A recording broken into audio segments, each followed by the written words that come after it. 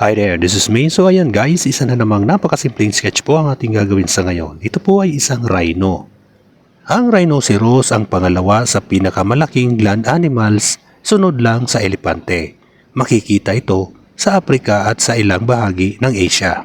Malabo ang kanilang mga mata at mahiling mapag-isa, ngunit hindi ibig sabihin na sila ay mabait sa kapwa nila hayop.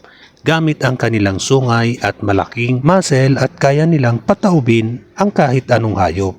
Maski na ang pinakamalaking hayop ng Africa ay napapaatras sa tuwing na may nakakasalubong na rhinoceros. Ang isang adult na rhino ay kayang maglabas ng puwersa na katumbas ng 8,300 pounds at 25 beses siya na mas malakas pa sa tao at 10 beses naman sa leon. Ang tanging paraan na makakatulong ang pagsigaw ng malakas sa harap ng rhino para takutin ang hayop.